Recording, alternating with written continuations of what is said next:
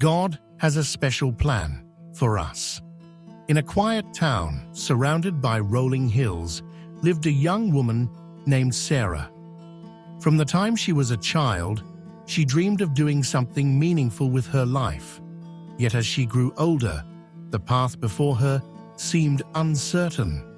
Her friends advanced in their careers, started families, and appeared to know exactly where they were going. Sarah, on the other hand, often felt left behind, as though God had forgotten her. One night, burdened by her confusion, she sat by her window and prayed, "Lord, do you really have a plan for me? Am I just wandering without purpose?" As she opened her Bible, her eyes fell upon Jeremiah 29:11. "For I know the plans I have for you, declares the Lord, plans to prosper you and not to harm you, plans to give you hope and a future."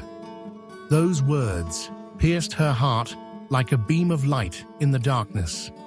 Sarah realized that her life was not random, nor was it overlooked. God Himself had designed a plan for her future, one filled with hope. Encouraged, Sarah began to pray differently. Instead of asking, "Why me?" she asked, "Lord, show me your way. I am willing." In the weeks that followed, Sarah felt prompted to volunteer at a local shelter.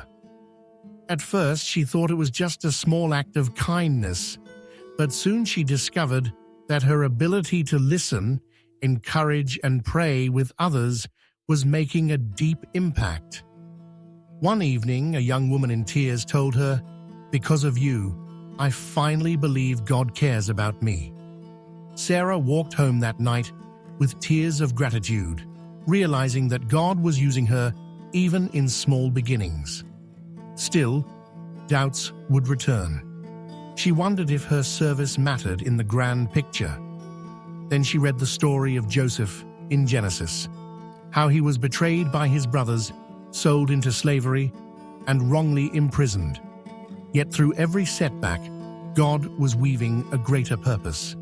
Joseph himself declared in Genesis 50:20, "You intended to harm me, but God intended it for good to accomplish what is now being done, the saving of many lives." Sarah understood. God's plan often unfolds slowly, step by step, and what seems like delay or detour is often preparation.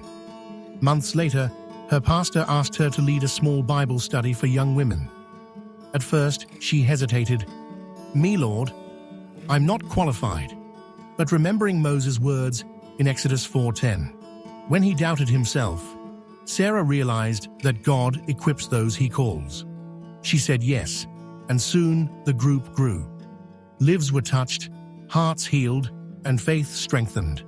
Through her journey, Sarah learned that God's plan is not about fame, wealth, or the world's definition of success. His plan is about transformation, first in us, then through us. The truth is this: God has a special plan for each of us. Even when life feels uncertain, He is writing a story with eternal significance.